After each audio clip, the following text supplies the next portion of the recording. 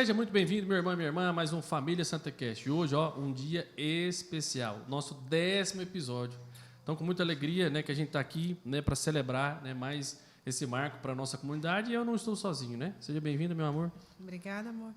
Boa noite a todos, Deus os abençoe. Né? Que bênção poder chegar até a sua casa com mais uma história, mais uma partilha de vida, né? Um testemunho de restauração, né? Do poder da graça de Deus na vida dessa família abençoada que está aqui conosco. Sejam bem-vindos. Obrigada. Cleuber e Mércio. Obrigado. Obrigado pelo convite. Uma boa noite a todos que nos acompanham no Família Santa Cast. Glória. Amém. Então, antes de iniciarmos o nosso bate-papo, vamos, né, como de costume, clamar a presença de Deus, né, o Espírito Santo, né, e que Nossa Senhora esteja presente conosco aqui, intercedendo, para que seja uma partilha realmente frutuosa, né, abençoada, que gere frutos de conversão, de santidade, de amor em nossos corações. Amém. Em nome do Pai, do Filho e do Espírito Santo. Amém. Amém. Ave Maria, cheia de graça, o Senhor é convosco. Bendita sois vós entre as mulheres. Bendito é o fruto do vosso ventre, Jesus. Santa Maria, Mãe de Deus, rogai por nós, pecadores, agora e na hora de nossa morte. Amém. Sagrada Família, Rogai por nós. São Luís e Santa Zélia, Rogai por nós. E antes da gente iniciar esse bate-papo, né, mais uma vez, lembrar daquelas pessoas que nos ajudam, meus irmãos. Então, né, mais uma vez, falar da Pets Bulls, né, que é esse pet shop lá do nosso irmão Fábio, né, que tem mais de 20 anos de mercado. Então, lá você pode levar seu animalzinho para fazer banho e tosa, pode comprar sua ração, levar no veterinário, tudo que você precisar para o seu animal de estimação, Pets Bulls. Conte com eles. Eles têm 3 unidades em Goiânia, né, uma no Jardim Atlântico, no setor Coimbra e também no Marista. Vai aparecer aí na tela para vocês, né, mais uma vez, o Instagram deles e o telefone. Siga eles lá, apoie esses irmãos que nos ajudam sempre. Outros irmãos que têm nos apoiado também é o pessoal da Teixeira Brito Advogados Associados. Então, meu irmão, antes de comprar um imóvel, você precisa verificar, né, a documentação, se está tudo certinho com esse documento, né, para você entender se aquele imóvel é seguro para você comprar. Precisa de alguém para te ajudar nesse sentido? Fale com eles lá, Teixeira Brito Advogados Associados. Vai aparecer aí também na tela o Instagram deles. Siga esse pessoal lá que eles estão nos ajudando e vocês ajudando eles estão ajudando também, ajudando a nossa comunidade. Outro irmão que nos apoia, que está aqui hoje na produção, é o Alaor, né, que é dono da GVS Móveis. Precisa, meu irmão, de móvel planejado para sua clínica, lá para sua casa, fazer aquele guarda-roupa bacana para a patroa, né, o armário da cozinha, GVS Móveis. Né? Siga aí o Alaor nas redes sociais, né, dê essa força para esse irmão que sempre nos apoia e ajuda muito a nossa comunidade. Beleza? Então vamos, né? Sejam bem-vindos mais uma vez. Obrigada. Obrigado, meu irmão. O Cleuber, gente, é o boca de fogo. Canela da unção, é um cara da unção. Então, assim, fico muito feliz de ter vocês aqui. Para nós é uma alegria muito grande. Né? A gente tem um carinho muito grande por vocês, né? Amém. Pelo modelo de vida de vocês, né? Exemplo de santidade para nós. E para a gente já iniciar esse bate-papo, como de sempre, eu queria ouvir um pouquinho do início da vida de vocês, né? Da onde você veio, né? Como é que você cresceu, como é que vocês cresceram, como foi a infância do Cleuber e da Mércia? Quem começa? Pode começar, meu bem. As damas primeiro, né?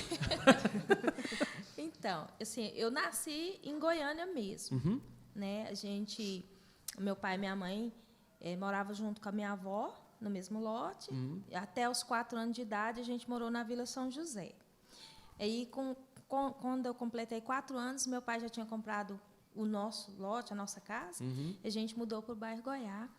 Né? E eu fiquei morando lá no bairro Goiás até os 25, né? Ó. Que foi quando eu casei.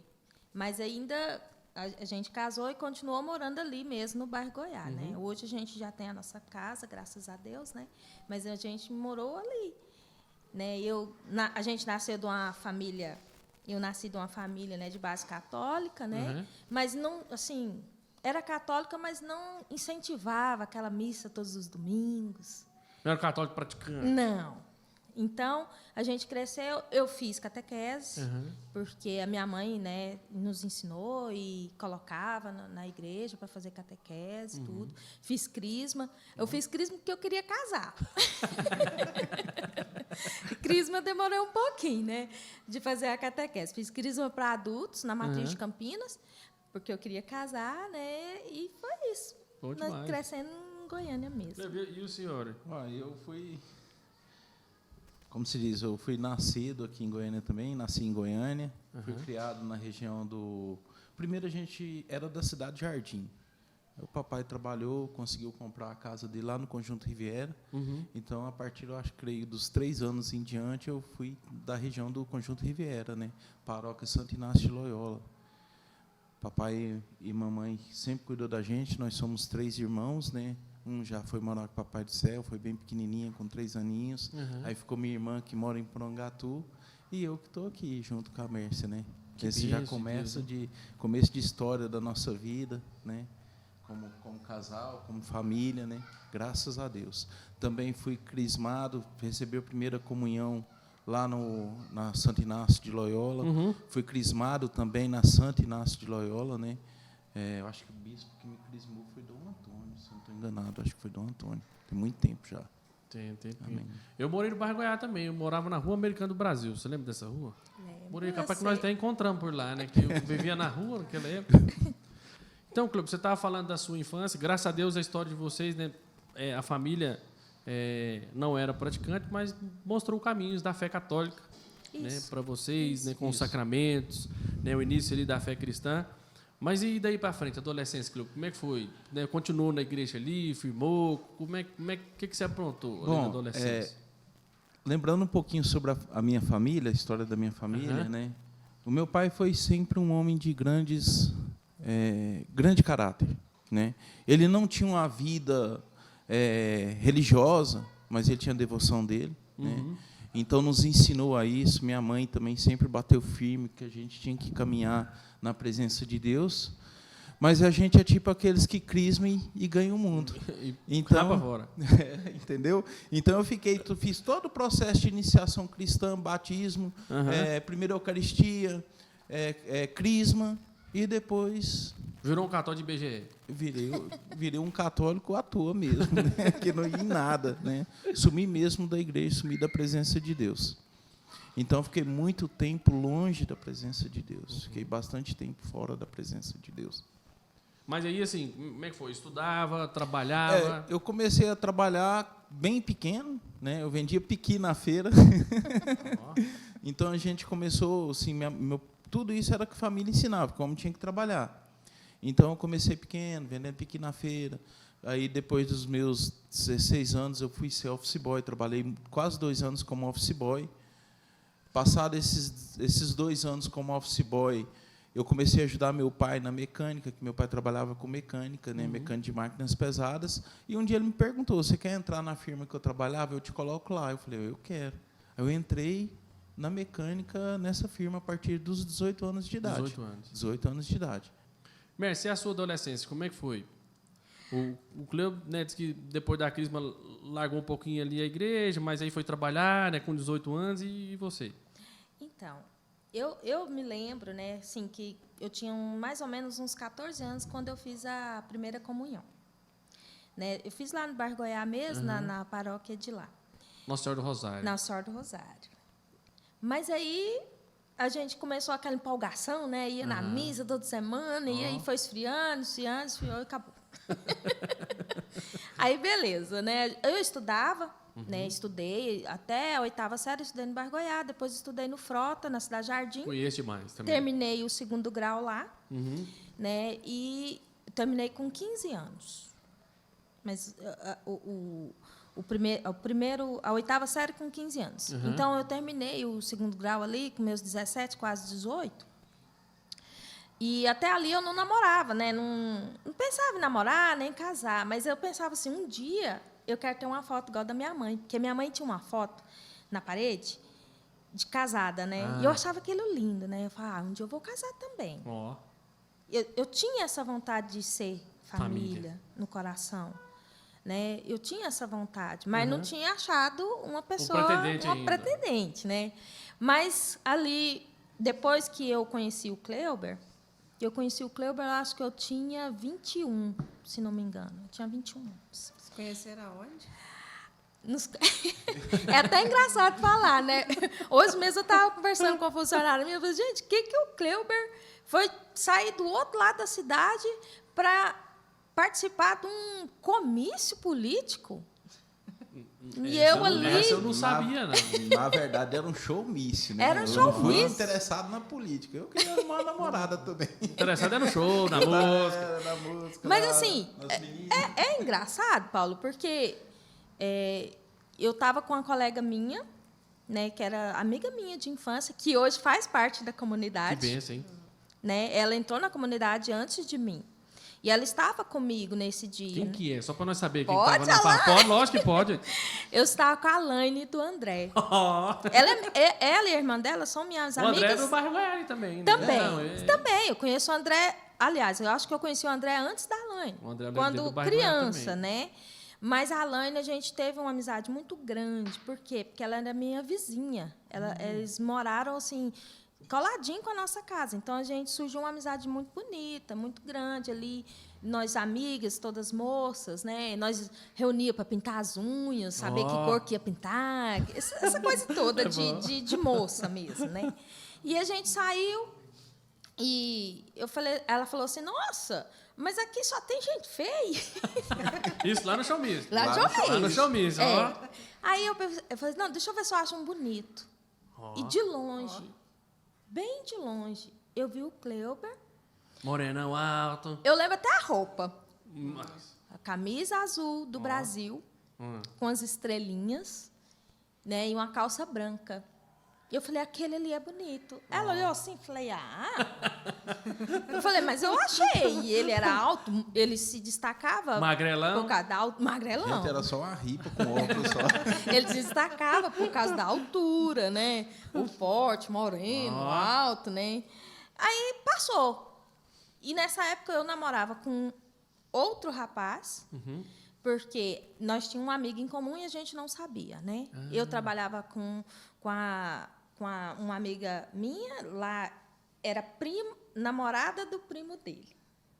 Só que eu não sabia, a gente não se conhecia, nunca tinha se visto. Eu vi ele lá. E pronto. Pronto, vi. E aí, essa amiga em comum arrumou uma namorada para ele. Olha, E um namorado para mim. Só que não deu certo. que rolo, hein? Aí ela pegou, É bagunça. aí ela pegou e falou assim, Mércia, eu vou te arrumar um agora que vai dar certo. Eu falei, menina, Tatiana, nós já fizemos, isso não deu deu certo. certo. Esse negócio de arranjar... Não, mas esse vai dar certo, porque esse é muito gente boa. Ó. E era Aí- você? Era o Olha. Cleuber. Aí, beleza. Aí não tinha dado certo. Aí ele queria... O primo dele queria jogar bola. Aí, para vir, queria de carona, né? Ó. Aí eles pegaram o carro dele, do pai dele emprestado. Emprestado. Vieram lá do Riviera, atravessaram Pra assim, jogar a bola do para lado de jogar cá. no Vera Cruz, que é mais para Nossa frente que é nas Senhora. casas. Só que o Cleuber não jogou bola. Olha que legal. Ele veio só para conversar comigo. Então já foi É, encomendado. ele já Queria sabia. saber de bola Ele nada, sabia que era para conversar comigo. Como é que foi essa conversa de lá que a menina falou pra você que você veio só pra conversar? Ela marcou pra gente vir, né? Meu primo falou assim, ô primo, bora lá jogar bola lá e você conversa com a menina que nós estamos ajeitando pra você namorar com ela. Ó. Eu falei, mas vou ter que conversar com ela, não sabe se vocês Conhecer- vai dar certo, conhecer a bichinha vamos primeiro, né? conversar, ué. Vamos bater um papo, ver se vai dar certo, né? Mas a vontade vinha era de dar certo, né? O coração tá Acelerado? acelerado. Mas ele não sabia quem Eu não era. sabia quem Nem era. Lá no show você não viu ela, não? Você nem Não, conheceu. não, foi... Quem me viu lá no showmício, eu acho que foi amor à primeira vista. Primeira hora que eu bati, De- eu já vi. Depois, quando ela me apresentou, que eu lembrei que era Já. ele. Era ele, Ah. entendeu? Eu já E tinha teve visto. um outro fato Rapaz, mas então também. tem ela encomendado mesmo, velho. É bem encomendadinho. De Deus mesmo. Um outro fato também, que teve um aniversário dessa menina. Foi. O aniversário desse menino eu gostava muito de dançar. Eu dançava aquelas músicas country. Ó. Isso. E nessa festa ela disse que chamou a atenção de eu dançando lá no meio do povo, porque Como é que era não muito. chama? Era 2 metros de homem magrelo pulando para riba, né? Sim, teve esse aniversário mesmo. E ela já tinha me visto também nessa festa. Então Foi a duas segunda vezes- vez Foi a que eu segunda vi. vez que ela me viu. Aí na terceira vez a gente conversou. Aí na terceira vez ela terminou com um cara que não tinha dado certo. A menina que eles tinham combinado a primeira vez também não tinha Não dado deu certo certo. para Não. mim. Aí nós saímos para ir jogar esse futebol. Meu primo foi jogar bola, eu fui conversar com ela. A princípio, a gente conversou como se fossem grandes amigos, como se a gente já se conhecesse há muito tempo, entendeu? Era como se eu estivesse conversando com uma pessoa que eu já tinha conhecimento com ela. Ó. O papo fluiu, a conversa fluiu, né? Depois a gente voltou de novo, deixei ela na casa dela. E assim, lógico que depois teve o segundo encontro, né? E aí que a coisa começou a fluir mesmo de verdade. Foi nesse segundo encontro que deu o primeiro beijo? Foi, não? Foi no segundo, porque no primeiro foi só um bate-papo. Só um bate-papo, tal, né? Conversamos. Aí, no segundo encontro, ele veio. Aí, ele não tinha carro, né? Eu pegava sempre o carro emprestado para Ele pegava emprestado, mas dessa vez não tinha dado certo. Não deu certo. Aí, a gente foi uma distância, menino, de a pé. Nós atravessou aquelas ruas do Parque Oeste ali, poeira, menino, tudinho de a pé. Não tinha asfalto, mas a gente foi assim mesmo. E aí, eu lembro, né, que na volta, aí lá, era um churrasco, né, tal. Aí, na volta, ele falou assim, Júnior, é difícil achar uma menina desse jeito, que anda tanto com a gente, né, e não reclama. Até agora ela não reclamou. Eu falei, não, mas eu não importo, né, e tal. Aí a gente começou a namorar, e ele foi até na minha casa, deixou eu lá. Aí meu pai estava lá, olhou, falou... Não, aí ele foi embora... Aí meu pai, ele sentou no sofá, conversou com meu pai. Com o sogro direitinho. Sim, aí, ó. sim, conversou com meu pai. Não aquele pedido informal, mas conversou mas deixou ali que tava amigavelmente. Nas entrelinhas. Isso. Aí quando ele saiu assim, que ele saiu de a pé, né? Ele virou a esquina, e meu pai fez assim, esse aí que é o pretendente? Eu falei, é. Ele falou assim, para esse aí eu dou 2 meses. Mas como assim 2 meses? Que ele falou assim, não, esse aí eu não botei fé, não. Ah, é novo demais. Não, isso aí não vai dar certo, não. 2 meses você... Vai lá, Gaia. Aí eu pensei assim, mas... vou tentar, né? Que eu sempre fui muito obediente aos meus pais. Assim, em questão, até, por exemplo, de viagem. Enquanto eu estive morando com os meus pais, se ele falasse assim, você não vai nessa viagem, eu não ia. Entendi. Como várias vezes aconteceu, né, meu bem? Que ele ia viajar com a família dele, eu queria ir, eu ficava doido para ir. Eu já era de maior e tudo, mas ele falava assim, por mim você não vai. Então, eu não ia. Então, eu sempre fui muito obediente. Que bom. E quando ele falou assim, aí eu peguei e falei assim, vamos ver. Vamos dar tempo, rapaz. Vamos dar tempo ao tempo. E aí a coisa foi fluindo, a gente foi namorando. Estamos quanto tempo namorando? 20? Vocês namoraram 23 anos? Não, somando o casamento. Eu falei assim, meu Deus do céu. Aquilo que não era para tela dar... azul agora, eu buguei. Eu falei, credo. Não, aquilo que não era para dar certo mas em 2 tá meses... junto até hoje, mas tá namorado, certo. Mais de minha 20, cabeça que fundiu mesmo. mais de A 20 gente namorou anos. 3 anos. 3 anos. Foi. 3 anos, 4 meses. Noivou Noivamos, direitinho, casou. isso, direitinho. Casou. Casou em qual igreja? Nós casamos Na na Vila São José, naquela capelinha. Lembra do pátio que celebrou? O Padre Antônio. Padre Antônio, que na época eles não, até falou assim, não, pode ser a irmã tal, pode ser não sei o quê, um diácono. Aí eu falei, não, eu quero que seja um padre. Mas Aí ela falou, não, a gente vai arrumar. Nós casamos tudo certinho, fez o curso de noivos. De noivos, lá nós fizemos na matriz tudo o curso de noivos. Né? Mas não tínhamos vínculo praticamente nenhum com a Só igreja. cumprindo a tradição ali, né? Só cumprindo mesmo a tabela, como se É igual eu diz. te falei, a crisma a gente fez, eu fiz a crisma. Ele já tinha crismado. Aí fala, se você não crismar, não casa. E eu peguei e falei, eu vou fazer essa crisma. Aí eu fiz a crisma. Então, quer dizer, a gente não tinha aquele vínculo, aquela vivência de, às vezes, de grupo de jovens, né? Não. A gente ia na missa esporadicamente, no casamento de um parente, num batizado de um neném. Era assim. Numa missa, não era aquela coisa assim firme, não, toda semana bonitinho, não. E assim, eu viajava muito a trabalho, eu ficava muito tempo fora de casa, né? Mesmo quando eu estava noivo, quando a gente namorava, sempre eu viajando, porque eu trabalhava viajando. Eu era mecânico de camping, então eu tinha que sair para as fazendas, para os lugares, para as outras cidades, para poder dar o atendimento necessário. Isso também contribuiu muito para o afastamento ainda mais de Deus, né? Porque não tinha tempo, como que você ia ter um vínculo na igreja, você ia criar a raiz ali, por exemplo, dentro de um santuário, sendo que você viajava a cada 30 dias, você ficava 25, 26 dias fora de casa. Era muito difícil. E como é que foi, Mércia, para você lidar com isso? Por exemplo, casou, logo depois que casou, foi assim ou demorou um pouquinho? Como é que foi para vocês administrarem? O namoro é uma coisa, né? Noivar, a gente vê ali, e depois que casou, só bem, só flores, né? Não foi assim, não. Como é que foi a história? Assim, a gente tem o tempo de adaptação. Acho que todo casal passa por isso. Passa. Né? Porque ele vem de uma família, eu venho de outra. eu tenho minhas manias, ele tinha as dele. Uhum. Então, até hoje a gente está conhecendo alguma Ainda mania. vai ajustando Falou, mas aí. eu não sabia disso, né? E isso é fato, como diz o outro. Existe. Em Existe todo mesmo. casal existe. No começo teve aquela adaptação. O Cleuber, nos 2 primeiros meses, ele não viajou. Eu lembro que o próprio patrão dele falou assim, olha, eu vou te deixar um pouco aqui em Goiânia mesmo, porque você está recém-casado, e então Curtir a lua de mel. vamos curtir primeiro, né? Então, ali aqueles 2 primeiros anos foi adaptação, né? Foi adaptação, foi um tempo que a gente trabalhou muito para tentar conseguir a nossa casa, né? Porque eu morava de favor num barracão, meu pai cedeu esse barracão, a gente morou 7 anos nesse barracão. E ele sempre falava, porque o Cleuber sempre foi muito trabalhador, e era, assim, a gente era muito responsável com as contas, né? A gente era muito responsável em pagar direitinho, compramos a casa, o lote, a prestação. Então a gente fez de tudo para fazer certinho, pagar certinho, né? E aí ficou a casa, e a casa era muito difícil, né? Então, nessa época, o Cleuber foi trabalhar no Tocantins. Foi uns 4 anos seguidos. Então, esses 4 anos, além de afastar de Deus, a gente afastou um do outro também. Entendi. Né? Porque a Ana Rita nasceu 4 anos depois que a gente casou. Uhum. Então, quando ele foi Pro para o Tocantins? Tocantins, era assim, ele saía, voltava, a menina estava andando. Entendeu? Ele não viu essa infância, essa parte acompanhou da essa infância. Não parte. acompanhei, eu não tive assim, eu não acompanhei a paternidade igual você está vendo o nenenzinho Tomás agora, o nascer. Tomás Sim. aqui nascer. É lógico que eu vi nascer, mas eu não vi andar os primeiros passos. Não estava presente, Não né? estava Não. presente. É lógico que eu trabalhava tudo voltado Pensando nele. pensando, né, Pensando. na família.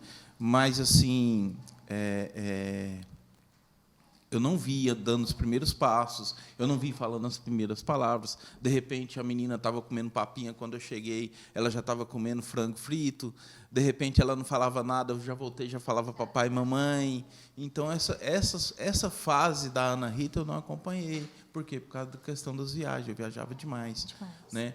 Então, a gente viajava muito e acompanhava muito assim, as outras pessoas. E, muitas das vezes, pessoas que não tinha ligação nenhuma com a E igreja. você bebia nessa época, não? Rapaz, eu chamava caixa de caixote, Jesus de Genésio, Você cachorro de bebeu meleiro. desde pequeno ou não? Foi depois de velho já? Eu de comecei a casado? beber na fase que eu entrei na empresa, na firma que eu trabalhava. As amizades ali da As empresa. amizades dentro da empresa. Parecia que era tipo um status que a pessoa tinha ali. Tinha que beber. Tinha que beber, tinha que ser namorador, tinha que ser mais não sei o quê. Então, a pessoa tinha que ter aquele status para ser... Além de ser bom de serviço, tinha que ter esse tipo de Cara, eu status. nunca bebi também. Cortar você pra você ir lembrando aí dessa história. Eu lembro que eu comecei a beber de maneira assim, muito desse jeito também. Apesar que foram pouco tempo da minha vida, né? Assim, depois de casado que eu fui beber. Mas assim, eu fui lá no Flamboyant um dia. Aí nós sentamos num quiosque daquele shopping da Brahma lá, um gerente que eu tinha, muito gente boa ele, por sinal. Aí eu sentei lá com ele, eu falei assim, não, quero um... Não, aí ele falou assim, me dá um chopp. Aí eu falei pro cara assim, não, eu quero só um Guaraná. O cara falou, não, quer um leite com Toddy? Não. Aí eu fiquei com vergonha daquilo. Na próxima vez que ele me chamou lá, que eu fui lá, eu falei assim, não... Ele falou assim, não, bebe tem um chopp aqui, que é um pequenininho, que a gente chama garotinho, que é um copinho pequeno. Me dá esse trem aí, então, para ver. E aí eu fui, meu primeiro, achei meio ruim, bebi, depois no outro já bebi 2, depois já estava bebendo copo, e aí fui gostando do trem. Você vê como é que é as influências. Não é uma má pessoa, essa pessoa que eu estou te falando. Mas numa brincadeira ali, você, né, por conta de um respeito humano, né, eu não vou indo aqui e a gente engrena, né?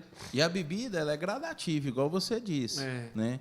Então, normalmente, quando a gente vai falar, principalmente quando eu tenho a oportunidade de falar para algum jovem, eu falo, não comece. Não, e cerveja é ruim, vamos falar sério, Né? negócio de cerveja. Assim, o cara até aprende a beber ele depois, aquele amargo som, mas no início é ruim demais. Falar que é bom. Eu falo, não começa, por quê? Porque é gradativo. É. Você começa a tomar uma hoje, de repente você vai para 2, de repente você vai para 3, de repente você já está fazendo com que ela controle a sua vida. Passa em vez para as de você- bebidas quentes, né? E aí passa, vai, né? eu bebia muita bebida quente. Gostava da pinga, Cleo? Rapaz, a pinga era que eu bebia mesmo, com Mesmo? força mesmo. Porque, como eu ficava nas fazendas, não tinha jeito de você ter a bebida gelada. Até por questão de freeze em tudo. Então, sempre a gente tinha Energia bebida, elétrica, né? a bebida quente, porque muitas das vezes faltava energia elétrica, você tinha que banhar no rio. Então, vivi todas essas fases. A pinguinha não tinha esse problema. Não faltava. Não estragava, né? Então, a gente colocava lá sempre para deixar ela lá mesmo, para a gente beber depois do expediente, a hora que parava. Entendi. Berce, aí você falou, por exemplo, que com essa ida do Cleo para o Tocantins, que foi esses 4 anos, ficava muito, que aí você sentiu, né, que vocês esfriaram na fé mais ainda, e o relacionamento de vocês. Quando você percebeu assim que o relacionamento estava se perdendo mesmo, que você já não tinha esse vínculo e que o casamento estava indo por água abaixo? Então, como eu te falei, né, ele preparou toda a nossa casa, ele ganhou o dinheiro suficiente para construir ela. E no mesmo ano que a gente passou para a nossa casa, que era o nosso sonho, a gente se separou. A gente foi para a nossa casa no mês de abril, quando foi no final do ano, em dezembro. Chega o seu microfone só um pouquinho mais pertinho. Quando foi em dezembro, a gente separou. No mesmo ano. E a gente, assim, era um sonho. E eu pensava, gente, mas era um sonho ter essa casa. Hoje a gente tem. Está tudo tão bonitinho. Cerâmica, pintadinha, tudo bonitinha. As tomadas, tudo arrumadinho. Ao que vocês conquistou o sonho, então É. degringolou. E aí foi só declinando e se afastando mais. E às vezes ele vinha, tinha mês que ele vinha só uma vez no mês, ficava 2, 3 dias, voltava de novo. Nossa, só isso. E você tinha diálogo com essas coisas? Você tentava conversar para falar para ele? Eu estou sentindo assim. Eu vou falar a verdade. O diálogo com o Cleuber é difícil qualquer tempo, né?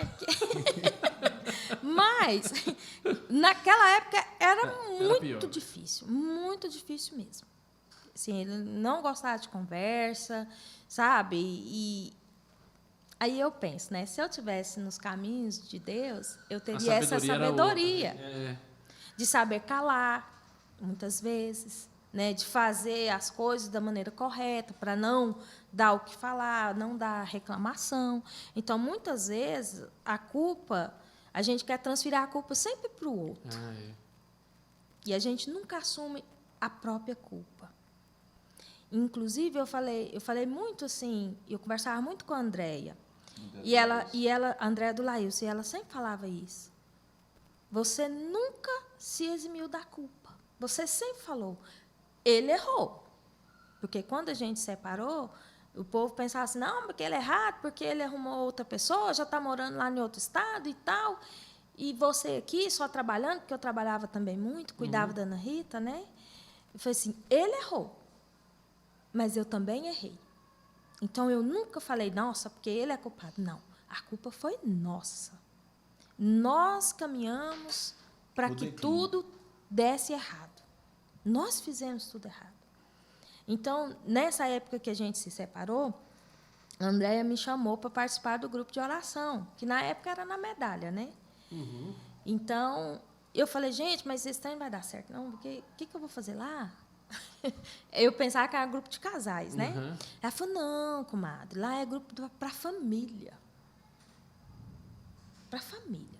Aí eu falei, não, então tá bom. Aí eu falei, não, eu vou umas 2 vezes, aí eu desengano ela e saio. Sai fora. E aí a gente começou a ir, e eu gostei muito do grupo, porque era um grupo para a família, onde se tinha as pregações voltadas para o dia a dia dos casais, né? E ali eu fui aprendendo tanta coisa que eu fiz de errado. Quanto tempo depois da separação que você foi para o grupo, nesse período, teve esse convite aí? Olha, que a gente firmou mesmo para se divorciar foi em dezembro, no comecinho de dezembro, né? No final de novembro para dezembro. A primeira vez que eu tive contato com o grupo da família foi no dia 31 para o dia 1º, que era uma festa de Réveillon. E ela falou assim, olha, lá a gente passa os Réveillons junto rezando. Aí eu falei, uai. E eu chorava naquele dia, porque foi a primeira vez que eu não passei com a minha família. No divórcio foi acordado que a Ana Rita ia estar comigo no Natal e com ele no Ano Novo. Então, a gente não passou junto. Entendi. E eu chorava. E ela falou, olha, o negócio é o seguinte, eu vou te levar no grupo de oração junto comigo, nós vamos passar o Réveillon junto, mas você para de chorar porque você está tão feia. Arruma essa cabeleira sua. Psicologia é... Ó, e eu vou Acorda, minha filha. Eu vou passar aí e eu quero ser bonitinho, você põe uma roupa bonitinha e você vai comigo. E eu falei, tá bom. Eu não tinha... O que eu ia fazer? Eu ia ficar lá chorando? Eu ia ficar. Mas como ela falou meio firme comigo, eu peguei e falei, não, então tá bom. Aí ela passou lá e eu fui para essa casa desse casal que nos acolheu lá, né, e fez essa festa. Uhum. E eu vi, assim, eu sentei, que lá é uma área bem grandona, assim, eu sentei e fiquei olhando. Todo mundo louvando a Deus. Amém. Alegre, tocando violão, até o Rogério, da Tati, Uhum. tocava violão, e eu olhava aqui, gente, mas que coisa mais bonita, né? E eu olhava para lá, eu olhava para cá, ninguém bebendo. Falei, essa alegria é verdadeira, porque essa alegria vem de Deus. Isso. Antes de você continuar, né, o assunto, nós vamos ouvir um pouquinho mais do Cleober, mas antes de ouvir o Cleober, eu quero falar também dos nossos, né, anunciantes, das pessoas que nos apoiam mais uma vez. Né, queria falar mais uma vez da nossa irmã, né, a Cidinha, que tem a Cidinha Moda Modesta. Então, você, mulher que está aí nos vendo, quer se vestir com elegância, ó, chique, né? E cumprindo os preceitos de Deus, vivendo a modéstia, né? Elegante, mas sem ser vulgar. Então, ó, entra aí no Instagram da Cidinha, né? Tem o telefone dela também. Olha lá os modelos de vestidos, né? As roupas, para poder ficar, ó, linda, elegante e santa. É isso? Então, segue lá. Nós temos também outro apoiador, né, que sempre nos ajuda, é o Tiago Kenneth Clay, nosso irmão, mentor de negócio, autor do livro Na Trilha dos Milhões. Então, o Tiago também faz palestra, gente, no mundo inteiro, não só aqui no Brasil. Então, se você tem a sua empresa e precisa de uma consultoria, precisa de uma ajuda para melhorar o seu negócio, fazer ele decolar de vez, siga aí o Tiago nas redes sociais, @Tiago_Kenneth né? Manda um direct lá para ele, que o pessoal lá da equipe dele vai atender vocês e vai te ajudar. Outro irmão que sempre nos ajuda também, que é o Igor Santarini, da Identidade Mais. Ele é especialista em marketing digital, né, e especialista em gestão de tráfego pago. Então, se você tem dúvida, né, nessa área, precisa melhorar o desempenho das suas redes sociais, também do seu site, entra aí no site dele, identidademais.com.br, siga ele aí, né, entra lá, deixe seu contato ou faça o contato com eles, que você vai poder, ó, dar aquele up também, né, no seu marketing digital, beleza? Então, Cleober, a Mércia contou, né, como que foi a chegada dela, o encontro dela no grupo. Mas e como é que foi a sua vida nessa ida lá no Tocantins? Como que você vivia isso lá? Como que foi? Era suave, tranquilo, só trabalhando? Ou você meteu o peito mesmo e viveu o que você podia viver como o filho pródigo? Uai, irmão, foi mais ou menos como o filho pródigo mesmo, porque eu já estava distante de Deus, né? Uhum. O que aconteceu no meu coração? Muitas das vezes eu passava pelas batalhas, passava pelas dificuldades, e toda a vida eu fui muito certo nos meus negócios. Muito correto com o pagamento das minhas coisas, muito correto com o pagamento das minhas contas. Então, eu tentava ser o mais reto possível que eu conseguia dentro disso. Uhum. E, quando as coisas dificultavam, eu falava, poxa, eu vejo o cara fazendo cada coisa errada, eu olhava as pessoas que se davam bem, o cara passando outro para trás, está indo bem, e eu aqui amarrado, parece que o trem não vai. E eu não tinha esse entendimento. Então, meu coração se fechou totalmente para Deus, porque eu falava assim, que Deus é esse que é injusto. Entendeu? Que Deus é esse que é tão injusto que permite que o outro, que faz só coisa errada, suba, e eu que estou aqui lutando, batalhando. Trabalhando de dia e de noite. Então, isso afastou totalmente meu coração de Deus. E chegou ao ponto de eu falar assim, abertamente, para quem quisesse ouvir que Deus não existia. Os meninos que trabalhavam comigo, eu passava medo neles de noite. Que eu falava assim, se o bicho existir, se o demônio existir, que ele aparece aqui para mim, que eu não tenho medo dele, não, nós saímos na porrada bem aqui. Eu falava com todas as letras, né? As pessoas falavam assim, nossa, Cleber, as coisas agora para você estão fluindo, você está ganhando seu dinheirinho, você está trabalhando, você está conseguindo conquistar as suas coisas. Graças a Deus, eu falava assim, um dia eu falei isso com minha mãe, né, meu bem? Foi. Minha mãe chorou e muito. Foi. Minha mãe falou assim, meu filho, graças a Deus você está conseguindo vencer, né? Graças a Deus, eu falei, olha o tanto de calo na minha mão, mãe, de eu trabalhar no sol, na poeira. Você acha que Deus vai me dar alguma coisa? Deus não vai me dar nada. Deus é a invenção de padre e pastor para tomar dinheiro dos bobos. Eu falava, você falava desse jeito? Desse jeito, com todas as palavras. Eu falava muito forte isso. Totalmente avesso às coisas de Deus. Eu chegava na casa da avó da Mércia, Eles faziam uma reunião, era mensal, né? Era mensal. Até tem a Érica, que é prima dela, o Alaor também, que está aqui com a gente, nos acompanhando aqui.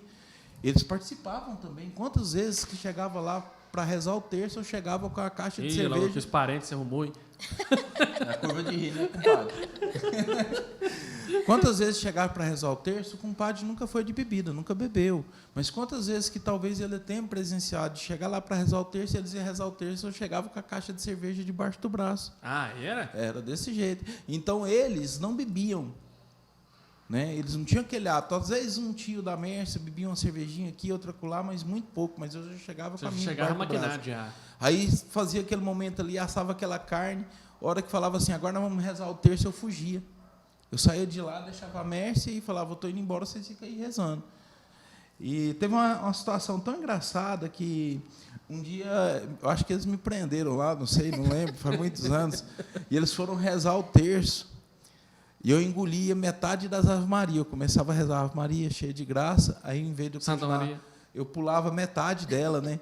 E isso causou um trauma no meu coração, até depois da conversão, quando eu ia rezar em público, eu falei, meu Deus, não deixa eu errar as Ave Maria, não. Por quê? Porque quando eu errei, eles ficou tudo caçoando, ficou tudo rindo, né? Mas isso era por causa da falta do hábito mesmo de rezar. E naquele instante ali, eu rezava só da boca para fora. Naquele instante, eu rezava só da boca para fora. Então, essa distância de Deus fez com que, é bom se refletir, a gente estando distante de Deus, a escolha de ir para o caminho certo, o errado, é sempre a nossa. Se eu estava afundado no álcool, é lógico que o inimigo de Deus ia me tentar de todo jeito. Se eu estava afundado no álcool, a escolha de estar no álcool era minha. Se eu estava afundado ali no adultério, se eu estava procurando fora do meu casamento, a escolha ali era minha. A tentação foi me dada para que eu pudesse vencer, mas eu não conseguia, por quê? Porque eu não tinha vida de oração, porque eu não tinha contato, eu não tinha intimidade, em Deus eu nem sequer acreditava. Então, foi um período muito difícil, porque a partir do Tocantins eu fui para a Bahia. E durante esse estágio na Bahia, foi o estágio talvez mais próspero que eu vivi. Financeiramente. Por quê? Porque o dinheiro vinha muito bom. E quando o dinheiro vem muito bom e você não tem estrutura espiritual para poder lidar com ele, o Deus seu passa a ser o dinheiro. Em vez de você... Onde está o teu tesouro, está o seu coração. Deus estava te dando todo o tesouro, meu filho, aqui.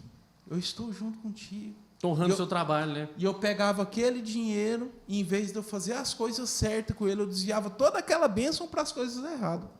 Eu saía do serviço, por exemplo, tinha um lugar sempre que eu gostava de comer um espetinho e tomar uma cerveja.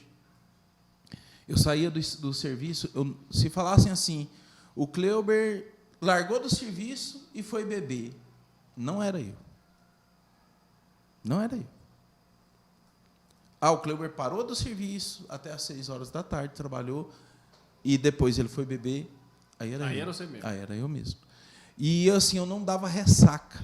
Eu não tinha problema com ressaca, eu não tinha problema com dor de cabeça no outro dia. A Mércia nunca participou de limpar qualquer sujeira que eu fiz com bebida. Roxo mesmo. Eu aguentava roxo mesmo, então eu não passava mal. Talvez isso me prejudicou bastante, porque talvez se eu passasse mal, eu me freava. Mas não. E eu não bebia somente final de semana, eu bebia todos os dias. E eu chegava nesse local que eu gostava, era um espetinho, eu chegava lá, pedia 2 espetinhos, pedia uma cerveja e pedia uma garrafa de pinga. E ali eu levantava para tomar. Você tomava uma garrafa por dia? Eu tomava meia. Meia garrafa. Rapaz, você é doido. Aí, quando eu parava, como eu já estava conhecido o local, eu falava, você guarda o resto. E não ia beber, não? Assim, não, ia de boa, era a hora que dava o grau. Entendeu? Aí chegava em casa, dormia. Não, isso eu estava na Bahia, e eu ficava num hotel. Pois é. Eu chegava no hotel, tomava banho, aí que eu ia jantar. Eu comia espetinho só para passar o tempo, tira gosto. Depois que eu ia jantar, ia comer uma pizza, comer um sanduíche, alguma coisa assim. Mas a partir do momento que eu falava assim, que eu saía de lá, eu falava para o cara, guarda o resto, que amanhã eu venho e bebo o resto. Mas esse foi o estágio final da bebida na minha vida. Nessas andanças suas aí, por exemplo, né, você contando essas histórias, não teve nenhum momento, né, mais para frente nós vamos contar como que foi né, como você caiu a ficha, mas não tinha momentos, né, nessa chegada no hotel assim que você falava assim, oh, saudade da minha esposa, da minha filha, não, o que eu estou fazendo, isso aqui não está certo ou não? Você já estava acostumado já com esse jeito? Eu tinha consciência que tudo que eu fazia era errado. Mesmo? Eu tinha consciência. Lá no fundo do meu íntimo eu sabia que o casamento ele tinha que ser para sempre, né? Até que a morte os separe. Por quê? Porque eu via meu pai e minha mãe. Recebeu essa formação. Então né? eu recebi essa formação. Porém, a cegueira espiritual era tamanha que eu fazia as coisas erradas. Entendeu? Eu fazia as coisas erradas. A Mércia falou quando ela falhou, quando a gente chegou ao nosso ápice do divórcio, que o Cleber errou, mas eu assumo também a minha culpa. Talvez se ela tivesse me acompanhado, foi uma entendeu? Ir para lá, Isso. ficar comigo lá, não deixar eu tão solto, né?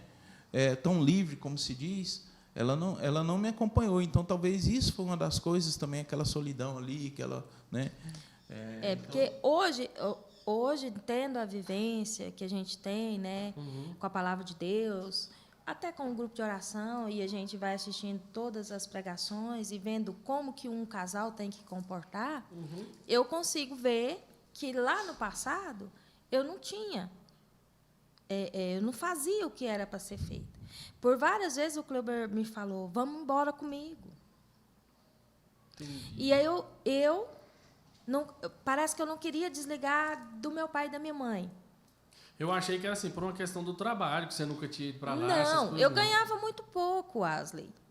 Trabalho que eu falo assim, uma imposição do próprio serviço dele. Não, você vem, mas você tem que vir sozinho, porque você vai e volta rapidão. Por várias vezes ele me chamou, eu arrumo casa lá, a gente aluga, a gente mora junto lá. E eu, aquele medo, nossa, morar longe, em outro estado, eu não conheço ninguém. E sair de perto da minha família, porque a gente era muito unido naquela época, você vê, a gente se reunia toda a família uma vez por mês. E eu falava, mas vou ficar longe disso tudo.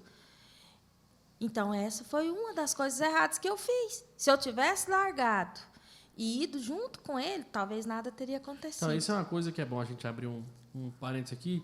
Né, você que está nos vendo aí, né, nesse episódio, tem aquele que é ditado, né, quem casa, quer casa. Né, não que a gente tem que abandonar, gente, pai, mãe, irmãos, tios, primos, não é isso que eu estou falando, mas quem casa, quer casa. E o próprio Gênesis fala isso, né?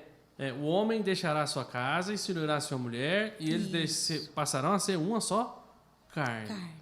Então, né, quando a gente casa, a gente tem que ter essa consciência, de buscar agora formar o seu lar. O seu lar.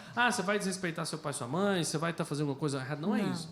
Quando você casa, a sua família agora passa a ser seu esposo. Seu esposo. E muitas vezes, até... A gente casa muito novo. Eu não casei tão nova assim. Mas a gente não tinha essa consciência. Não tinha essa catequese, assim, ninguém para ir lá explicar. Igual hoje nós temos um grupo de oração, né? Tem pastores como vocês, né? Assim, exemplo dentro de casa eu tenho. Por quê? Porque minha mãe e meu pai foram casados, né, a vida inteira, eles nunca se separaram, né? Como diz, teve problema? Teve, vários. Mas a mamãe sempre me deu esse exemplo, né? Que a esposa tem que ser firme. Aguentar firme. Então, esse exemplo ela me deu. Você entendeu? Só que aí foi chegando um estágio tão alto que, como ele também já estava saturado de toda aquela situação, e ele preferiu divorciar, separar. Ele preferiu, e eu também muito turrona, porque meu pai ainda falava assim, você é muito firme, não pode ser assim. Né? Inclusive, quando a gente foi voltar, olha a obediência, o que é, né? Meu pai conversou comigo, porque a gente ficou 5 meses separado. Divorciado. Isso. Aí, quando foi para a gente voltar, eu perguntei para ele, porque nesse intermédio eu fui única e exclusivamente para a igreja. Eu não procurei outros lugares. Eu podia ir para N lugares, mas eu nunca fui. Período que você conheceu o grupo ali? Foi o período que eu conheci o grupo. Eu ia única e exclusivamente para a igreja. Eu ia nas Santas Missas, procurava ir às Santas Missas. Assisti muita pregação do Padre Léo. Muita pregação do Padre Léo. Minha mãe até fala assim, minha filha, você é tão nova, tem que sair, espairecer. Mãe, eu gosto de estar aqui, eu gosto de assistir esse padre, eu conheci as pregações dele, então eu gostava de assistir toda noite. Foi quando eu fui liberto de novela, que era um vício muito grande. Ele batia pesado bom nas novelas, né? Então, eu fui liberta através das pregações do Padre Léo, de novela. Então, assim, foi um período que eu conheci mesmo a Deus e criei essa intimidade. Porque quando eu cheguei no grupo, Ashley, eu cheguei arrebentado. Eu não tinha força, eu não sabia rezar, eu não sabia pedir, eu não sabia nada. Então, quando eu cheguei no grupo, que a André me levou, eu fui aos poucos, né, participando ali daqueles grupos de partilha, né, que são tão importantes, né, reúne as famílias, e eu achava aquilo lindo, né. Ia na casa de um, rezava o terço, ia na casa de outro, rezava o terço, e eu nunca tinha participado disso. E sem contar que sua prima veio participar do mesmo Isso, partilha. olha para você ver, com tantos grupos de partilha, porque sempre o grupo da família teve vários grupos de partilha, mas Deus escolheu o meu grupo de partilha, para ela participar junto comigo. Então, ela era aquela força. Quando a Andréa não podia me levar, o compadre Alaor ia lá em casa, mas a comadre Érica me buscava. Até a Providência está aqui hoje, hein, tá vendo? Me buscava para ir. Da pessoa, né? O dia que eu fiquei saturada mesmo, que eu falei assim, mãe, eu não vou mais participar do grupo. E ela falou, por quê? Eu falei, mãe, lá todo mundo é casal. Aí chega lá, todo mundo fala assim, pega na mão do seu esposo. Eu tenho mão para pegar, mãe. Não vou ter nunca, porque a gente já está separado, a gente não vai voltar. E ela fala assim, ô, minha filha, você teve tão forte. E eu falei assim, não, hoje eu não vou mais, não. Aí o compadre parou lá na porta esse dia e falou assim, ó, a Érica entrou lá dentro, né? Ela falou assim, ó, o Alaor mandou falar assim, que é para você parar de frescura e andar logo, porque se você não sair, ele não vai sair da sua porta. E eu falei, meu Deus, eu vou ter que ir. E agora? Aí eu peguei e falei assim, não, então faz o seguinte, eu vou. Tô emocionado aqui, viu, chefe? Você foi forte nesse Eu dia. participo desse dia. Eu não sei nem se ele lembra disso. Foi mas usar ele demais. lembra, ó, ele lembra. Ele falou assim, eu pensei, eu vou com eles, participo do grupo hoje, semana que vem eu saio de casa mais cedo, eles não me acham aqui. Olha a minha ideia. E nesse dia, esse dia foi muito importante para mim. Por quê? O Carlos quase não, assim, não prega, né? Sempre mais é a Cíntia que fala, mas esse dia foi o Quando Carlos. ele fala, chega treme, né? Mas esse dia foi o Carlos. Ele falou sobre o perdão. E na hora da oração, ele falou assim, tem uma esposa aqui que hoje ela está chorando, porque o seu esposo está em adultério. Mas hoje você vai entregar o seu esposo para Deus. Quando ele falou aquilo, eu caí de joelho no chão, lá no fundo, lá, era na medalha. Eu caí de joelho no chão, chorando. Eu chorava tanto que minhas lágrimas caíam, pingavam o chão. E a André de lado ali comigo, e é você, comadre, eu sei. E aí vamos entregar e vamos pôr nas mãos de Deus, de Nossa Senhora, e vai dar certo. E você sabe o que é aquilo que você sabia que era para você? Que você recebe tipo aquele bálsamo na alma, Isso. um azeite. Mas, no fundo, parece que você falava assim, oh, meu Deus, eu acho que eu não tenho essa fé, né? A gente é tão fraco, né? E eu pensava assim, não, vai, mas não vai. Mas eu entreguei para Deus. Será que vai? E eu falei assim, Senhor, se for da tua vontade, restaurar a minha família, né? E que seja para a honra e glória de Deus. Eu estou aqui, Pai. Faz da minha família o que o Senhor quer. E foi ousado. Oração sincera, né? Foi uma oração sincera que saiu do meu coração, na hora. E eu entreguei o Wesley. E ali em diante, parece que foi assim. E você pediu que eu voltasse, você foi ousada, que você pediu para que eu voltasse. Ele voltasse renovado. E como é que foi? Quando você caiu a ficha, Cleo? Rapaz, eu costumo falar assim, sempre que a gente trabalhou em fazenda, trabalhou com o pessoal, então o linguajar é bem simples. É bruto. É bruto. Eu costumo falar que Deus bateu na cangaia que foi para o burro entender. Como é que ia fazer com um homem que falava que não existia? Como é que Deus ia adentrar a minha vida, sendo que eu não ia na igreja, sendo que eu não ia num grupo de oração, sendo que eu não tinha vida de oração, sendo que eu blasfemava?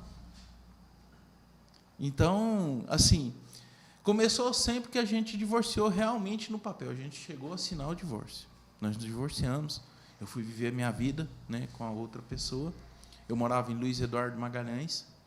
E eu tinha os dias certos de eu buscar na Rita e passar os dias com ela. Eu tinha três dias do mês, que eram os dias que eu ficava com ela. Uhum. E eu vim para poder ficar com ela esses 3 dias. E, gente, minha mãe, quando fala assim, o pai e a mãe passam a mão na cabeça, meu pai era muito sério, ele falava assim, eu não concordo com nada do que você fez. Eu não concordo com o que você está fazendo. Eu não te abandono porque eu te amo.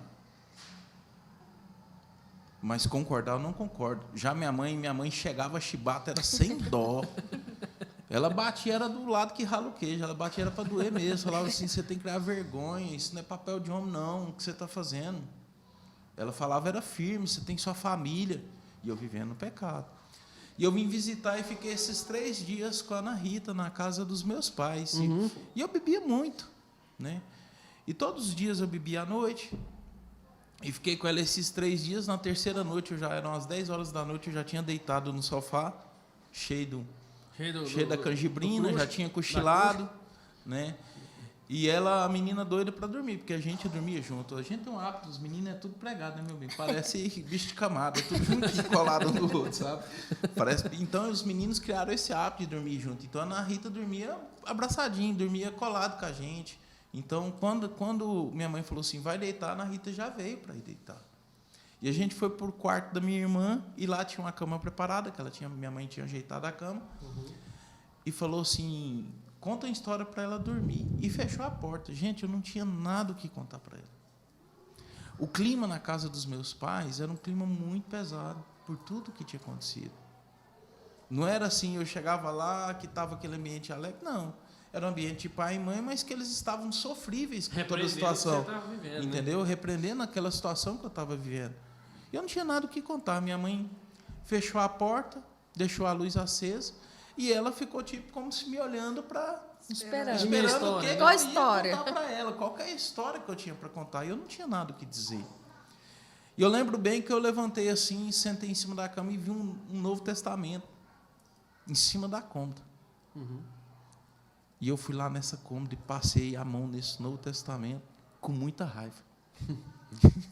Passei a mão com raiva, gente. E eu peguei ele na maior ignorância e abri. Quando eu abri, caiu bem no princípio, Mateus 13, eu falei, vou te contar essa história aqui. E a palavra que foi me dada naquele dia foi o seguinte, disse ele, um semeador saiu a semear, e semeando, parte da semente caiu ao longo do caminho, os pássaros vieram e a comeram. Outra parte caiu em solo pedregoso, onde não havia muita terra e nasceu logo, porque a terra era pouco profunda. Logo, porém, que o sol nasceu, queimou-se por falta de raízes. Outras sementes caíram entre os espinhos cresceram e a sufocaram. Outras, enfim, caíram em terra boa, deram frutos 100 por 1, 70 por 1, 30 por 1. Aquele que tem ouvidos, ouça. Quando eu terminei essa palavra, Mateus 13, parábola do semeador, que eu olhei na Ana, ela estava chorando. 4 aninhos. Parecia uma bonequinha, cabelinho todo cacheadinho. E eu perguntei para ela, Ana, por que você está chorando? E ela falou assim, por que, papai, a sementinha caiu no meio dos espinhos? E naquele instante, mesmo eu estando alcoolizado ali, que eu vi aquela situação, eu vi aquele trem no meu coração, eu falei, isso aqui foi para mim. Isso aqui foi para mim, isso aqui foi para mim. E eu comecei a chorar, e eu era muito duro, eu não chorava. Eu comecei a chorar e eu olhei para ela e falei assim, minha filha, eu queria que você perdoasse o papai por todo o mal que ele causou para você e para sua mamãe. E depois eu tomando a direção para o padre, contando um pouco da nossa vida para um padre, ele me falou que a abertura que o Espírito Santo precisava para entrar na minha vida, para fazer o processo todinho da minha conversão, foi esse pedido de perdão, que ali foi do fundo do coração. E a resposta que eu tive daquela criança naquela noite foi aquela criança enxugando as minhas lágrimas. Ela com as duas mãozinhas limpou os meus olhos ali, né? E nós abraçou e dormiu no outro dia. Eu levei a Mércia para... Levei ela para a Mércia, para a casa da Mércia, né? Para a casa dos pais da Mércia. E assim, eu levei ela e fiquei com aquilo no coração. Tanto é que eu peguei aquele Novo Testamento, pus ele dentro da minha mala de volta. Você levou embora? Levei embora, porque eu queria entender o que era aquilo. Eu queria entender o que Deus estava falando. E na continuação, depois de passado alguns dias eu meditando, na continuação da palavra, fala o seguinte, que deixa eu só achar aqui. Quem tem ouvidos, ouça. Aí. Sobre a semente que caiu entre os espinhos. Eu vi o sentido da parábola, é isso aqui. O terreno que se recebeu a semente entre os espinhos representa aquele que ouviu bem a palavra, toda a minha iniciação cristã. Mas nele os cuidados do mundo e a sedução das riquezas a sufocaram e a tornaram infrutíferas. Isso aqui bateu muito forte no meu coração, mesmo distante de Deus, mesmo sem intimidade. Que aí eu passei, poxa, eu fiz tanta coisa errada, E passado alguns dias, estava aproximando a época, assim, bem aproximando a época da Semana Santa, era um período de quaresma. Né? Lembrando, você continuar, pessoal, se vocês estiverem ouvindo um barulhinho aqui na casa aqui de gente conversando, é porque nós estamos na casa da comunidade. Hoje à tarde, especificamente, no dia que nós estamos gravando, é uma formação para os jovens, pré-adolescentes, jovens, essas coisas. Então, não reparam? Aqui é assim, a comunidade nossa é assim, tem menino mamando, né, os outros sentando menino correndo, então, desse jeito, graças a Deus. Na nossa casa é assim, né, Cleo? É desse jeito. Continua, meu irmão, para nós. Então, estava aproximando bem a época da Semana Santa.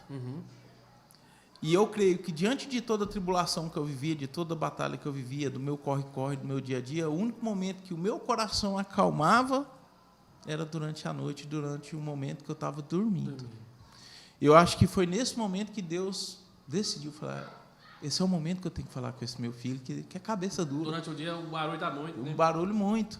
Então, eu tive diversos sonhos. Começou o primeiro sonho que eu tive com a Mércia morrendo num acidente de carro.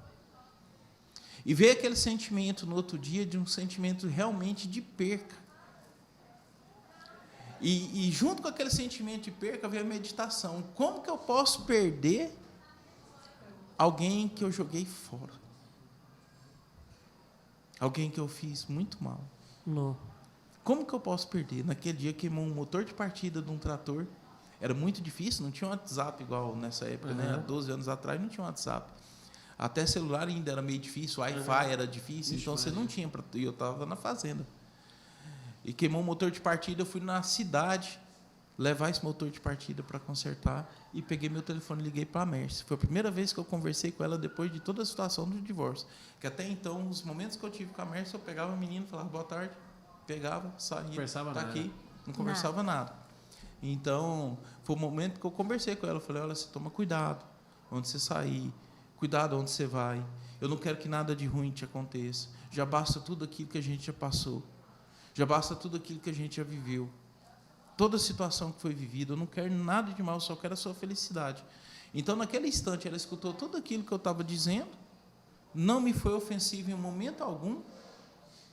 Né? E acolheu, só que ela não entendeu, né, meu bem? Você não entendeu o que estava acontecendo. Você não contou para ela? Mas eu também não estava entendendo o que estava acontecendo. Eu não tinha consciência do que estava acontecendo. Né? Eu tinha tido a experiência com a palavra de Deus ali e ter entendido naquele momento que a Ana Rita tinha sido usada por Deus. Porque a palavra, eu falei, isso aqui é para mim, isso aqui foi para mim. Mas eu não tinha conhecimento de falar assim, poxa, o que eu estou vivendo aqui é Deus restaurando a minha vida. Eu não tinha essa sabedoria. Eu não tinha esse conhecimento. Então, tive esse sonho.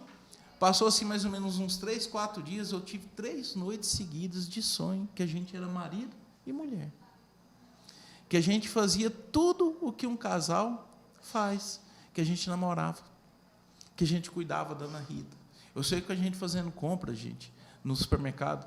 Você sabe como é menino. Você chega no supermercado, às vezes você leva o menino no supermercado, o menino vai correndo, pula no carrinho, sobe no carrinho, esgancha no carrinho, você tem que empurrar com o menino de lado. E eu via a Ana Rita naquela situação, despendurada no carrinho, a Mércia do meu lado, né, fazendo compra como uma família. Então, eram sonhos tão reais que era como se eu estivesse vendo vocês aqui. Eu creio que ali Deus estava me dando, naquele momento de sonho, a visualização do que Ele ia fazer para frente, da obra que Ele ia fazer na nossa vida para frente. Foram 3 noites seguidas de sonho. Eu tive a primeira noite com a Mércia morrendo, 3 noites seguidas de sonho. Na 4ª noite, após essas 3 noites, eu não tive sonho.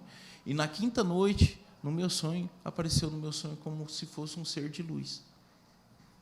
Era como se eu pegasse uma pessoa, tentasse colocar contra o sol e tentasse ver aquela pessoa. Eu não vi o que era.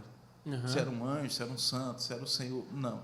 Eu vi uma figura humanoide, como se fosse um flash de luz, como se fosse um vulto ali da pessoa. Um vulto de uma pessoa. E ele falou comigo, você volta, desfaça tudo o que você fez, porque para você ainda tem tempo. Gente, quando foi no outro dia que eu acordei,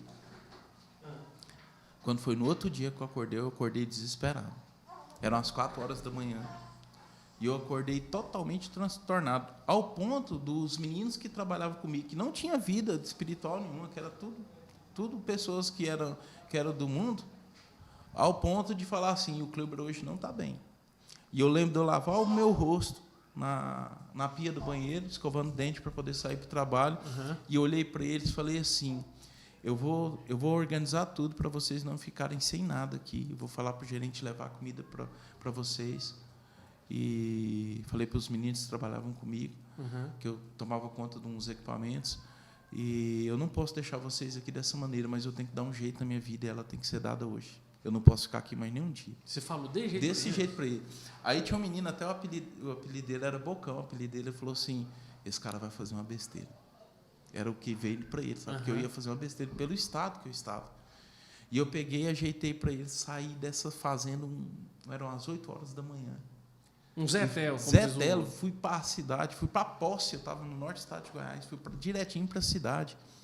E lá a estrada era muito ruim, era 110 quilômetros de estrada de chão, tinha um lugar de areia, que você tinha que passar e falar assim. Naquela época eu não falava, mas hoje eu falava, Deus me ajuda a passar naquela areia lá, que se eu ficar atolado ali, eu tenho nada, atolava na areia, no seco.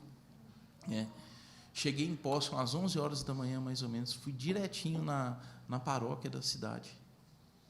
Porque vinha aqueles flashes no meu coração, que elas vinham assim, compra uma Bíblia. Compra uma Bíblia. E eu cheguei na paróquia, no centro de Poços, falei, eu queria comprar uma Bíblia. A secretária falou, nós não temos Bíblia aqui. Você vai achar a Bíblia na papelaria de frente ao hospital. Como a cidade era pequena, eu conhecia bem a cidade, eu falei, não, vou lá comprar a Bíblia, eu sei onde que é. Aí fui na papelaria, chegou lá, tinha diversas edições de Bíblia. Tinha Bíblias de outras denominações, e católica tinha 2 ou era 3. Um eu sei que era Jerusalém, mas tinha um especial que me chamou a atenção pelo nome, que chamava Bíblia Ave Maria. Que é essa que eu estou usando. Essa Bíblia aqui. Essa que eu estou usando. Sem saber, eu comprei a Bíblia que eu ia usar no grupo de oração, que é a Bíblia Ave Maria. Então, eu comprei a Bíblia e fui para um hotelzinho na Serra de Goiânia. Era a dona desse hotel, eu creio que já deve ter falecido, que ela era já bem de idade, ela já devia ter uns 80 anos. E eu pedi para ela um quarto, ela me arrumou esse quarto, e esse quarto estava meio escuro, entrava só a penumbra assim, das frestas da janela, e eu sentei ali naquele desconsolo, ali no chão do hotel, e naquele chão do hotel eu fiz minha primeira oração. Nessa oração eu falei assim, Senhor, há quanto tempo que eu não abro minha boca para conversar contigo? Só para blasfemar e dizer que o Senhor não existe. Eu entendi tudo.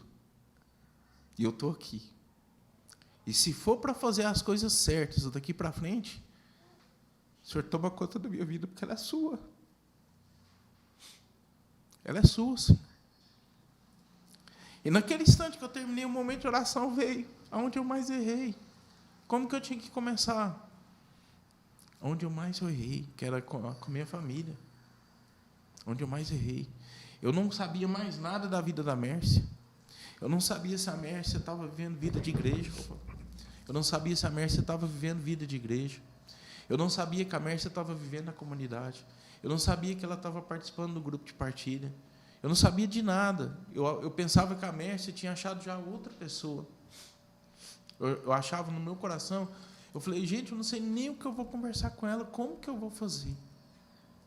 E aí veio a inspiração. Veio a inspiração. Escreve uma carta. E mandou 1 dúzia e meia de flores brancas. Eu estava em Poços, liguei para minha mãe. Mãe, acha uma floricultura mais perto do Bargoiá. E ela, o que foi, menino? Depois eu te explico. Acha a floricultura e me passa o telefone. A minha sogra é competente. E ela, tchá, rapidinho, ela já me passou. Ó, anota aí, eu anotei. E ali eu peguei a Bíblia, abri. E aquela carta, eu escrevi o seguinte, eu redigi ela numa folha daqueles cadernos comum, de capa de arame, aqueles pequenininhos. Eu escrevi naquela carta o seguinte texto, com essas palavras. Daqui a alguns dias, o Filho de Deus vai ser entregue novamente.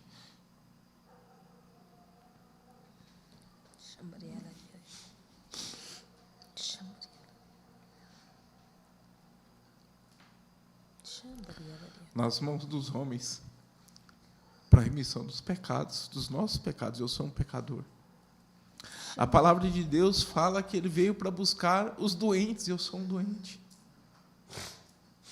Talvez, Mércia, como homem, seja impossível um perdão, uma reconciliação. Mas eu preciso de um perdão para me recomeçar minha vida como cristão.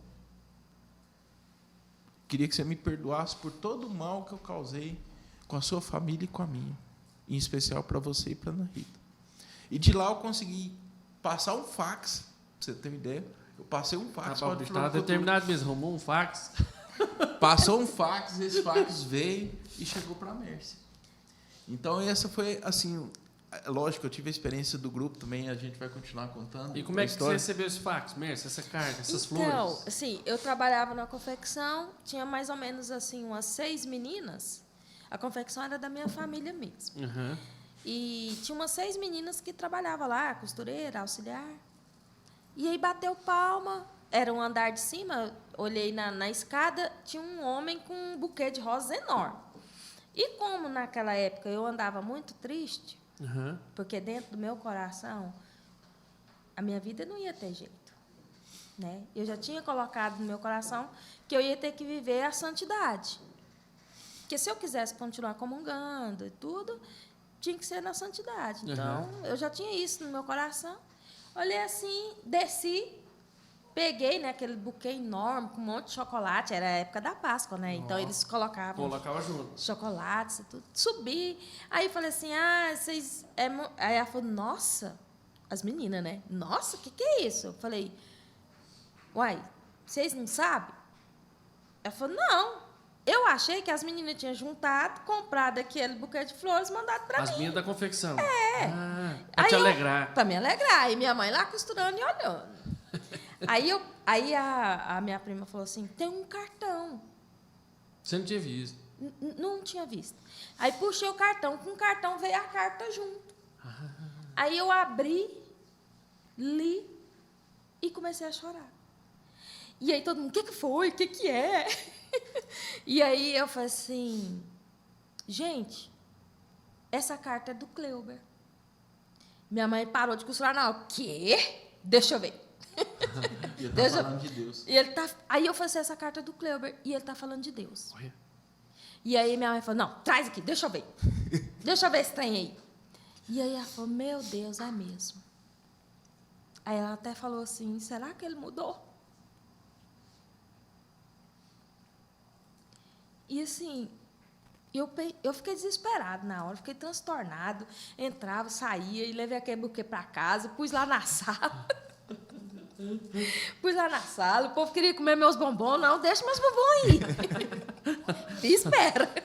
Aí eu peguei aquela carta.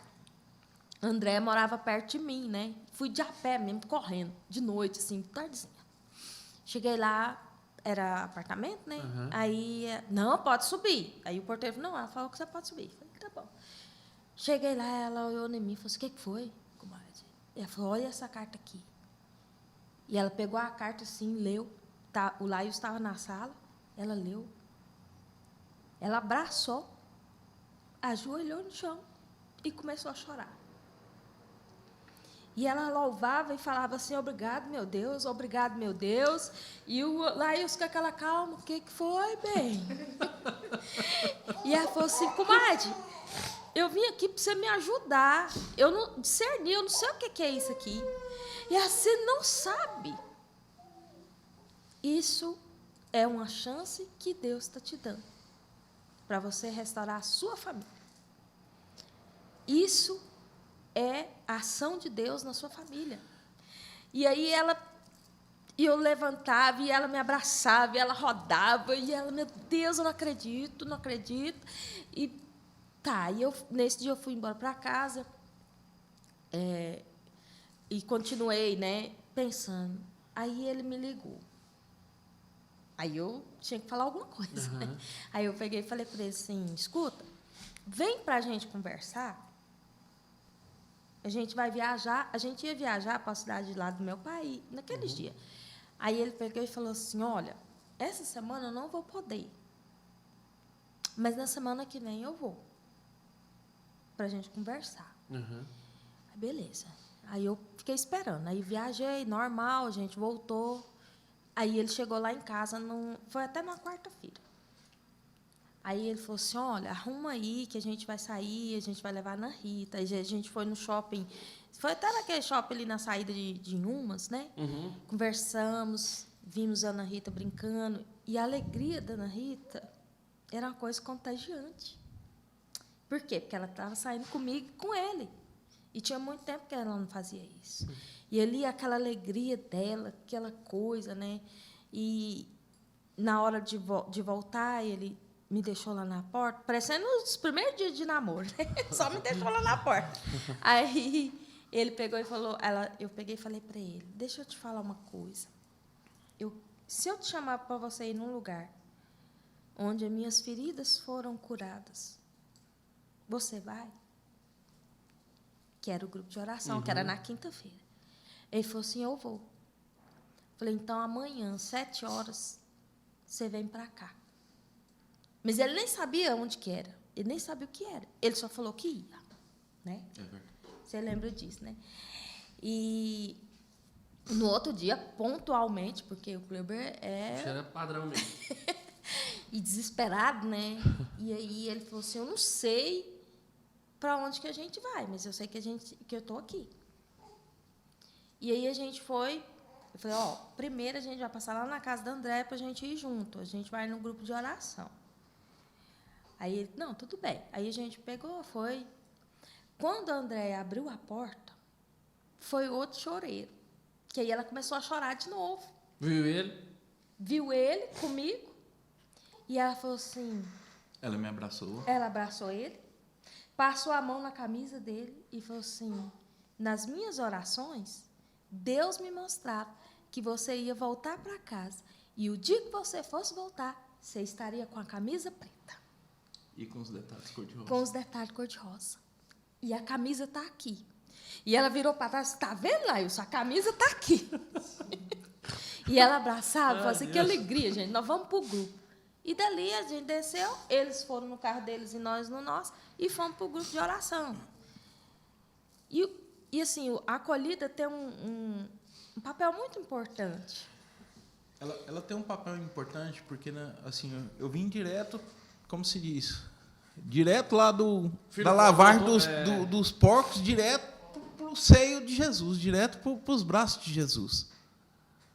Lembrando que, quando eu comprei a Bíblia, eu costumo sempre dizer que é Ave Maria porque aonde a mãe está, o filho está junto, né?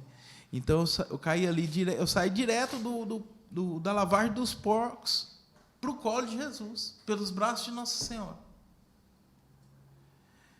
E vinha aquela preocupação no meu coração que eu perguntava para a Mércia, porque eu tinha vergonha de tudo que eu tinha feito. Esse pessoal que vai lá na igreja, todo mundo sabe do que aconteceu? Todo mundo sabe do que aconteceu.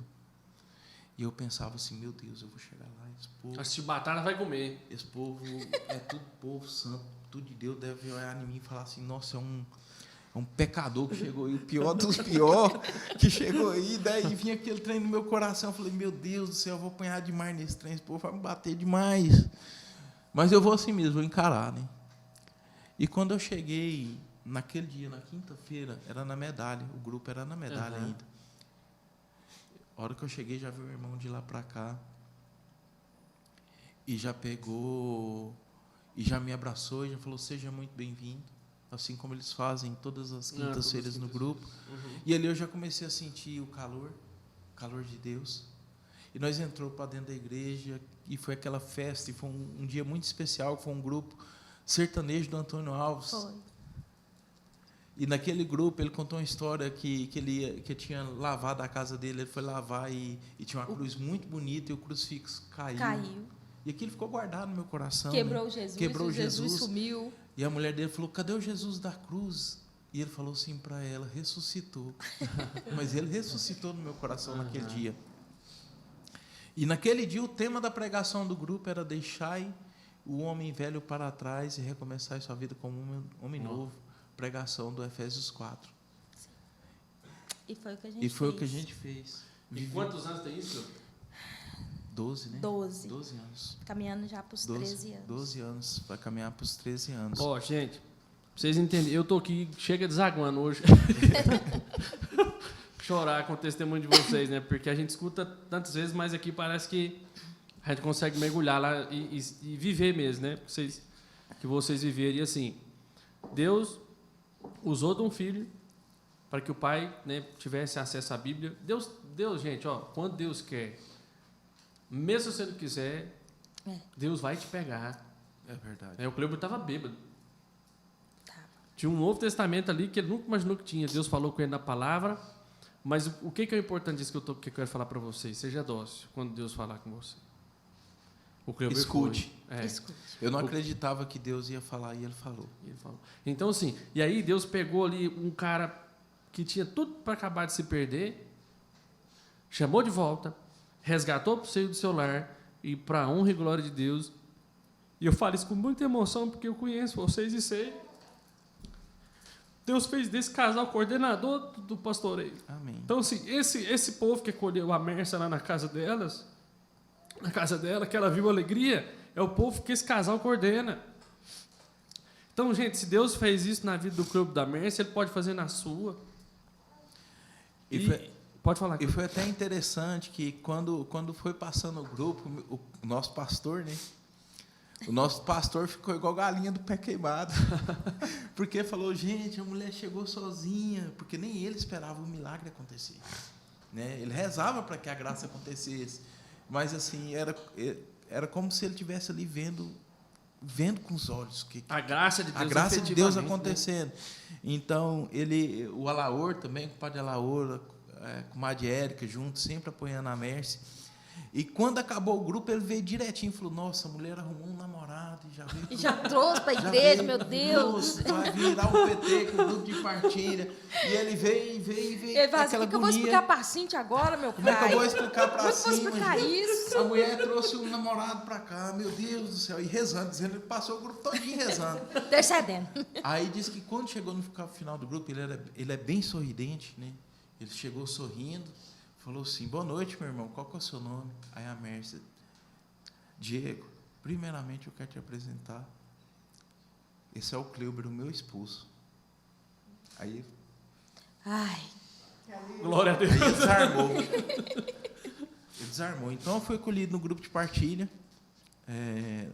Eu creio que se partilhar com o Diego e a Gisele, que foram nossos pastores, a André, que sempre foi nossos diretores espirituais, juntamente com o Laílson. A nossa amizade é de muitos anos, é antes do grupo de oração, da época que a gente ainda era do mundo. Mas se você perguntar para eles, eu cheguei uma ovelha do mundo e que nunca deu trabalho para o pastor, porque eu sempre fui dócil àquilo que eles propunham. Amém. Né? Então, né? Eu busquei a Deus para melhorar como ser humano, para melhorar como homem, para melhorar como pai de família. Busquei a Deus e Deus preparou tudo, porque eu ainda continuava viajando. Eu continuava ainda viajando. Uhum. E na onde eu estava, Deus preparava sempre um lugar para mim não ficar ermo, para mim não ficar solto, para mim não ficar sozinho. Sempre, quando eu estava aqui, eu estava na comunidade, e quando eu estava fora, Deus cuidava de mim com a outra comunidade, que sempre me acolheu também. Amém. Então, a gente ficou 2 anos como ovelhas. Foi, 2 anos. Aí veio-nos o chamado para poder vir para o serviço. E eu ainda não tinha sido totalmente com minha bebida, eu não consegui cortar ela, Wesley, do dia para a noite. Aquela bebida ela foi diminuindo gradativamente. Eu já bebia bebida quente, de repente eu já não bebia mais bebida quente. De repente eu já não bebia mais cerveja. E de repente eu estava bebendo um cálice de vinho quando eu achava um aqui, outro ali, só. E eu pedia sempre para Deus tirar. E veio o convite por servir. Todo mundo sabe que na nossa comunidade nós temos a nossa regra de vida, que a gente faz pela salvação das almas. Sim. Né? E como desagravo também ao Sagrado Coração de Jesus, por tantos pais de família que se perdem pelo vício do álcool, né? pela bebida. Então, quando eu fui para aquele retiro de servo, quando a gente foi para o retiro para fazer aquela experiência do retiro de servo, a primeira palavra que veio foi: quando fores entrar na tenda de reunião, não bebais vinho e nem cerveja, para que não morrais. E não perder a noção daquilo que é santo, daquilo que é puro para aquilo que é impuro, daquilo que é santo para aquilo que era profano. E eu tomei posse da palavra. Estamos mais ou menos há 10 a 11 anos de sobriedade para a honra e glória de nosso Senhor Jesus Cristo. Só a água viva do Espírito Santo. Mércia, tudo que é bom é muito bom, né? Mas tem que ter um fim, né? Senão a gente ficava aqui a noite inteira, né, Cleo? Tem assunto para contar aqui, vixe. Ixi, tem muitos detalhes que a gente assim tira, porque é muito grande tudo que a gente viveu, né? Assim, eu queria só abrir um parênteses, que foi muito importante, né? A questão da obediência aos pais. Quando eu voltei para casa, que a Andréa falou que aquilo era a chance que Deus estava me dando, eu pus meu pai e minha mãe sentados, a gente foi conversar. E eu perguntei para eles o que eles acharam. O que eles acharam. E, assim, meu pai, sério, né? Ele falou assim: olha, vou te falar uma coisa. O certo não vem com a estrela na testa. Você é nova, pode correr o risco de você tentar outra coisa e dar errado de novo. Fica com o pai da sua filha. Olha. Só isso. Então, aquilo ali, para mim, aquele aval que eles dois me deram, né, me deu mais força, né? Eu vou resgatar minha família. E o dia que eu liguei para os meus pais também, né, que foi o dia que eu mandei o buquê de flores, foi o dia das rosas, eu liguei de noite para meu pai, eu liguei em prantos, e meu pai: meu filho, o que está acontecendo? Eu falei para ele: pai, eu estou tentando lutar pela minha família. E ele falou pelo telefone: eu te dou toda a força que você precisar. O que for preciso de mim, você pode contar comigo, que eu te dou o maior apoio. Então, foi o alicerce ali que eu precisava para ganhar mais força ainda de estar buscando. Né?